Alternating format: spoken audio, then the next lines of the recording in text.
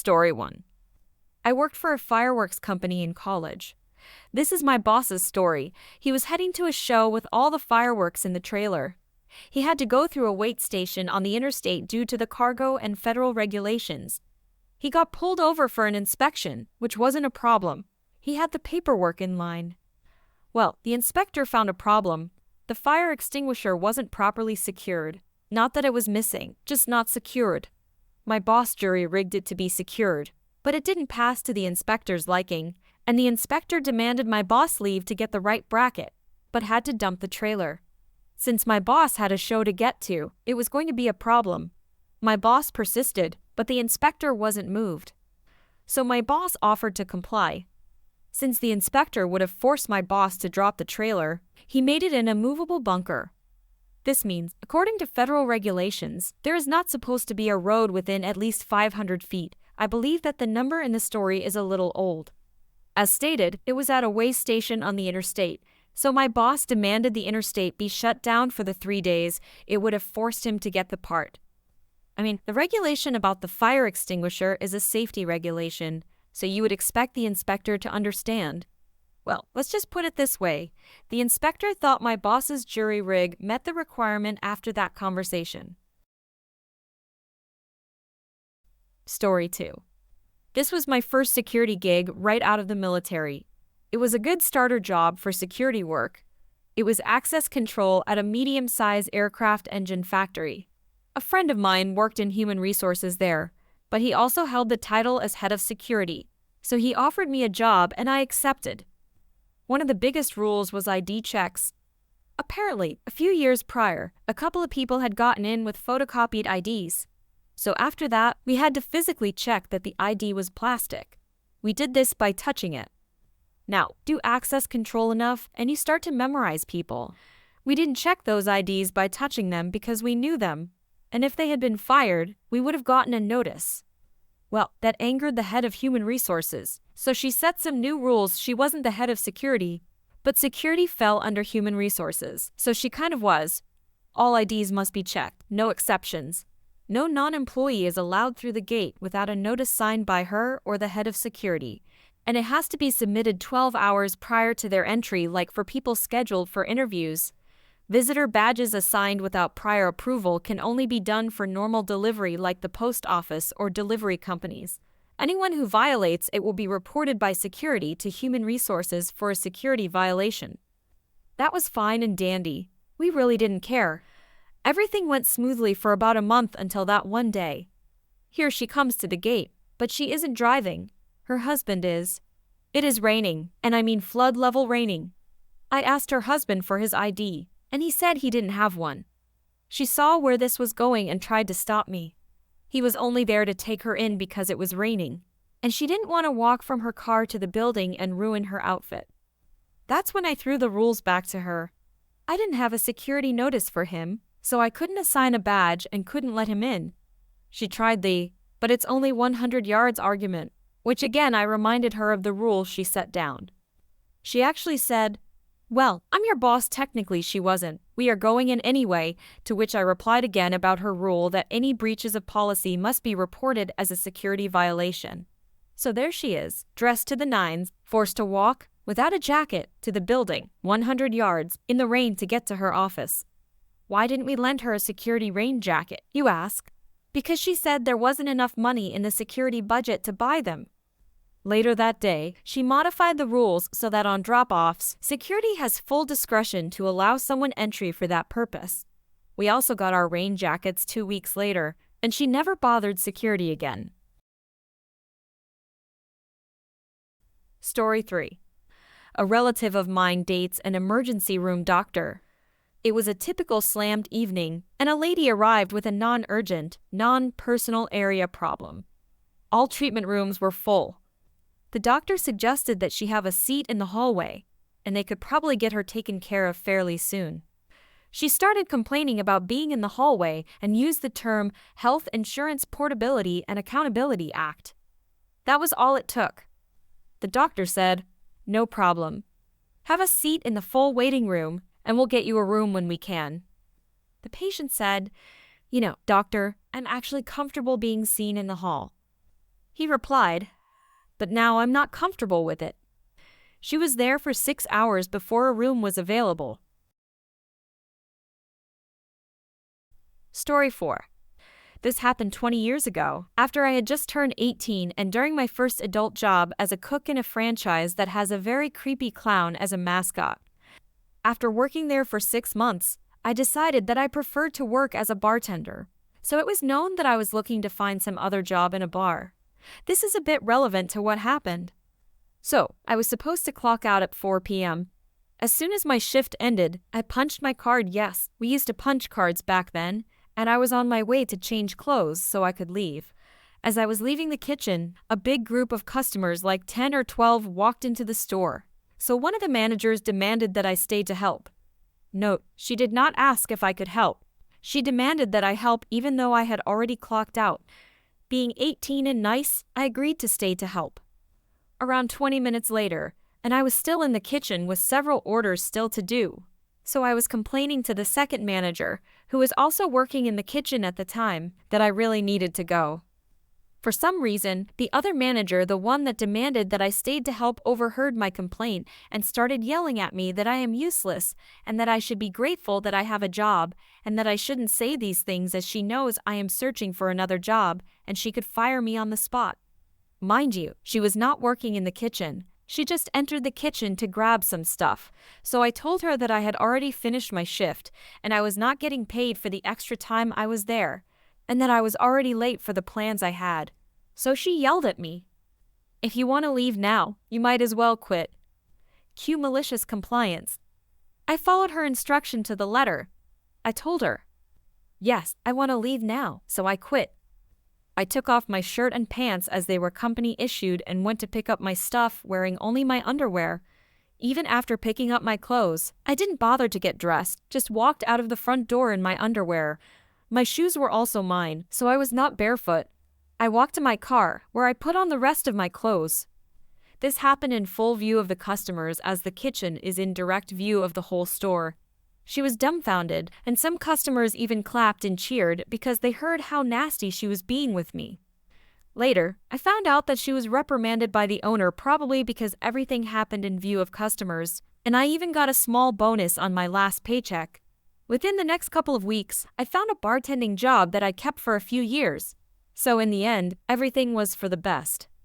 Edit. Because people are asking, I am not from the USA. In my country, you can legally work in a bar at the age of 18. Edit 2. Because I see a lot of people hang up on the people cheered part.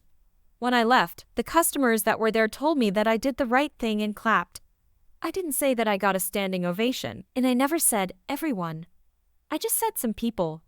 In my country, people cheer and clap for all sorts of silly things. Glasses fall down and break, people cheer. People get in a fight, people cheer. It is more common than you would think. Edit 3. Because people are asking, I am from Greece. Although from my understanding, the same thing cheering for things that break is happening all around the world. I saw many people mentioning the UK and Australia. Story 5. This happened when I was around 12 years old. It was my birthday, and in the morning, I came out and asked my dad what he got me for my birthday. He didn't even wish me, and he was quite busy with work as well, so he just smirked and said, "I got you the bunch of bananas there." I was so upset and mad because he wouldn't even look up or wish me. I ate all 12 bananas because they were my present and I could. I'll never forget my dad's face when he found out. Story 6. This took place in 1992-1993. I got a job as a security guard after leaving the army. The company refused to pay very much, so they had high turnover. Because of the turnover, they had very small raises built in at 90 days, 6 months, and a year as an incentive to stay on. My 1-year anniversary rolls around, and I don't see my 50 cents an hour raise in my paycheck, but something more like 35 cents, so I called the boss. Supposedly, they wanted to give all employees a raise, so they did. Furthermore, I wasn't going to get a raise for 1 year because you just got a raise. No one gets 2 raises at once. If your pay raise isn't enough, quit. I spent the next week calling in sick and showing up late while job hunting. called my last day at the end of my shift and told them I was done and they could find someone else, giving them no notice at all. Panic mode ensued. Everyone else was at 40 hours for the week, and they hated paying overtime. One of the salaried managers had to cover for me. I'm a teacher now, near retirement. My raises are still poor. Another edit. The malicious compliance is the fact I quit since they told me to, and did it in such a way that they were screwed for covering the position. The fact a salaried manager had to cover my shift for a couple of days was the icing. Edit. There was a lot left out. I left that poor job to become a computer network engineer after college. Did that for a bit under 10 years. The 2001 tech bubble burst put a lot of us out of work. I started teaching to put food on the table. After that, I felt a calling and decided to stick with it. I'm now just a few years from retirement. Story 7. I had forgotten about this story until the other day when I was chatting with a friend I went to high school with. It's silly, but I think it fits. It was the late 90s. I was still wearing too much flannel and continuing my historical trend of keeping books from the library much too long. I had a paper due for my sophomore global studies class, so I naturally took out more books than I could read, wrote the essay, and completely forgot about the books piled in the corner of my bedroom. After a series of overdue slips sent to my homeroom, I eventually did return the 4 or 5 books one sunny afternoon in the anonymous drop book during a study period. Promptly moved on to bigger and better things. About 2 weeks later, I was called down to the assistant principal's office in that space of time before classes officially started that was reserved for one thing and one thing only: the reprobates and delinquents were in trouble. I walked the halls thinking that surely this was just a timing mishap, and I was being summoned to receive congratulations for some kind of award I didn't know I had entered into competition for. Yup, he just wants to prepare me for the surprise ticker tape parade. I was wholly unprepared to hear that I was receiving lunch detention to start immediately, because I had not returned a single book that I still remember was slim and had a white and red cover from my global studies paper research. I tried to argue that there was a mistake since I was sure, like I am sure that I have fingertips, that I had returned it. But he could not be moved, and I was sentenced to indefinite lunch detention until I either returned the book or paid the $16 to replace it. I left the office late for the first period, defeated, but kept my head held high at lunch later that day as I walked past the entirety of the cafeteria, which held a couple hundred of my peers. Plastic food tray in hand, I went down the hall to the old shop classroom that had since been moved and was awaiting detention. I checked in with Mrs. Brown at her desk in front and took an inconspicuous seat in the back. Staring down at my canned peach slices, I braced for the worst. A murderous ruckus was going to break out any minute, I could tell. But once my ears stopped ringing, I discovered that it was really a calm escape from the crowded and rowdy lunchroom. I ate slowly that day, enjoyed my young thoughts in blissful quiet, and wondered what kind of heaven this was. To be fair, I did search far and wide for that book that first day. Attempts to find it in my locker, bedroom, and backpack were fruitless, and the general consensus in my home was that the school was being ridiculous. I certainly wasn't going to pay for something I didn't lose.